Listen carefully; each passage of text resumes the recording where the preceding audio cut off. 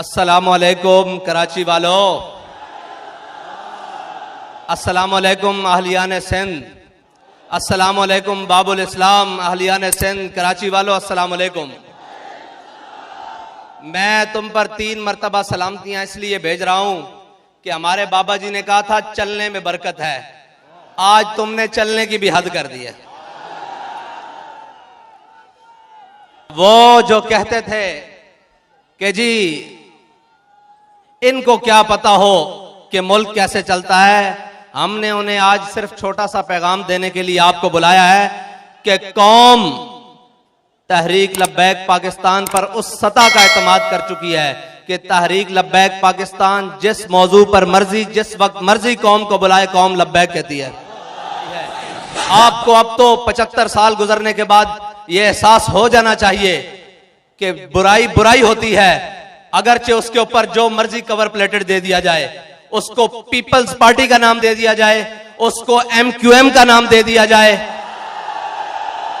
उसको नून लीग का नाम दे दिया जाए, या उस बुराई को मजीद सफाफ करने के लिए PTI का नाम दे दिया जाए। ये सारे गलाजत के पलंदे हैं जो कौम के गले में डाल दिए गए हैं।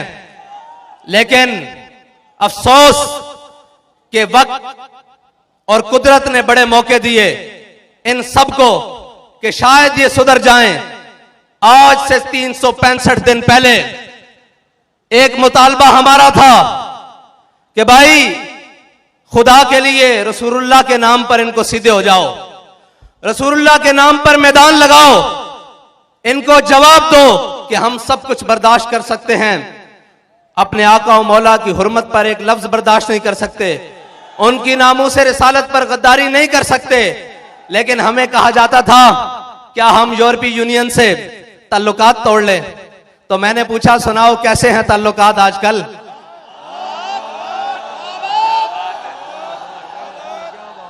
और बेशर्मों, जो थूक के जो चाटना था तो कम अज कम रसूलुल्लाह के नाम पर आगे कदम बढ़ा देते।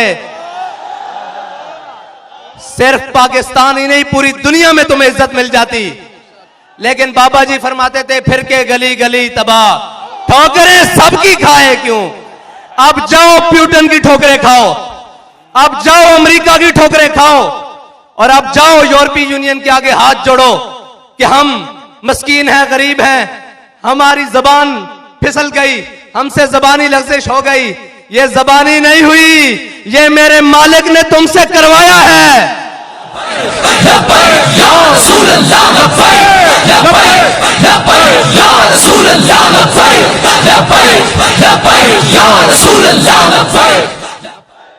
तुम बात करते हो, किस मुंह से बात करते हो कि मैंने इस्लामोफोबिया के लिए पूरी दुनिया में आवाज उठाई? ओए मुनाफिक आजम, मेरे ख्याल से जलील आजम, मुनाफिक आजम, सुन तो सही ये बात। तुझे गैरत नहीं आती ये बात करते हुए? इतना बेशर्म इंसान है तू। जिस असेंबली में अक्सरियत रखता था, अब नहीं है, अक्सरियत रखता था, उस असेंबली में एक नामूस रिसालत के लिए करारदाद तो पास नहीं करवा सका, तो तू बनता है लीडर के मैंने इस्लामोफोबिया पे बात की है।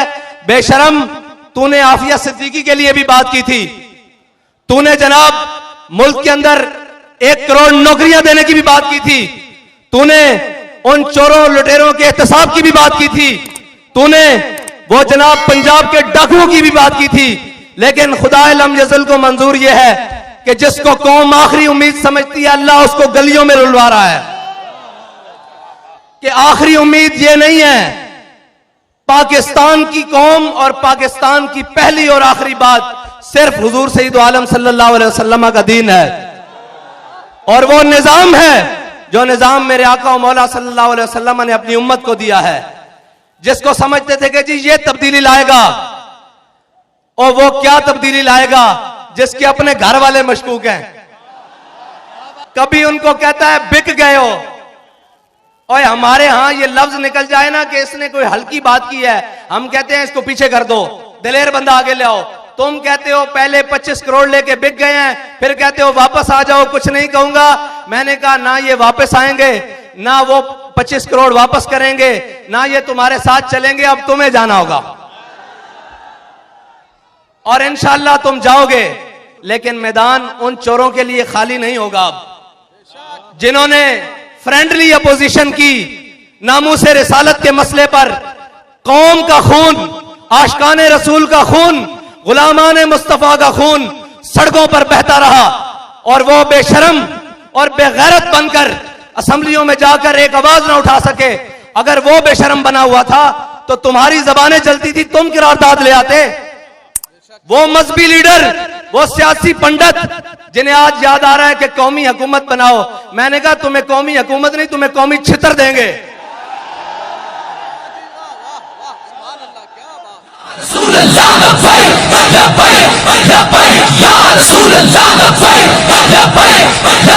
कि तुमने 3 साल इस मुल्क की बुनियादों के साथ खेला गया।